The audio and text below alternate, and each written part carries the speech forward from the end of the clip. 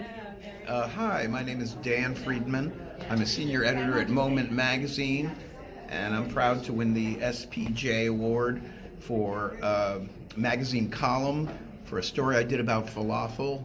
And the headline, which I think kind of helped me win it, is "The Crunch That Binds" or "Ball of Confusion." And actually, I did write the headline. Oftentimes, journalists don't write the headlines, but in this case, I did. And the sort of DC connection here was that I interviewed at some length the owner of Amsterdam Falafel, who Moment, I should say at this point, is a Jewish kind of magazine, Jewish-oriented.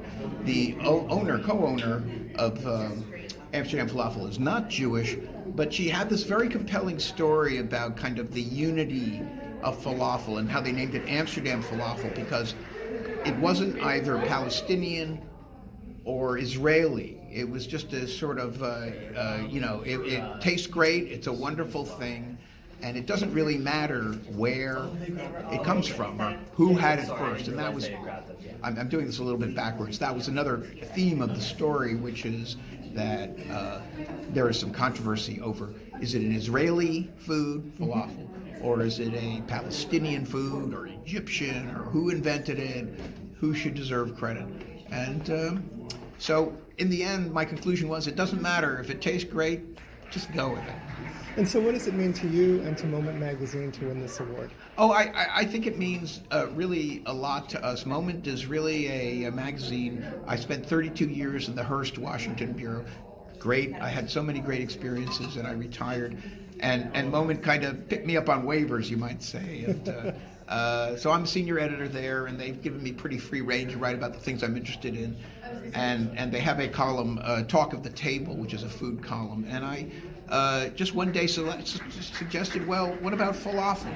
We've never done anything like that. And I've tried to combine some of these food stories I've written for them with my own effort to create, for the first time, whatever it is I'm writing about. Like I did a similar kind of story on gefilte fish. So I actually set forth, in addition to talking to the people at Amsterdam Falafel, I set forth to, make my own falafel, which was 90%, well, no, 75% of failure, but that 25% that was good, it was great. I became a believer. So what do you think was the difference that the falafel story won, but the gefilte fish story didn't?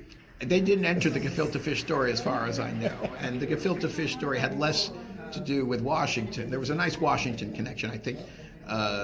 This being SPJ DC branch, they wanted something with a Washington connection. And my gefilte fish story was based mostly on my grandmother's gefilte fish, long since passed away, of blessed memory. And she was in Albany, New York, so there wasn't a local connection for that. Got it.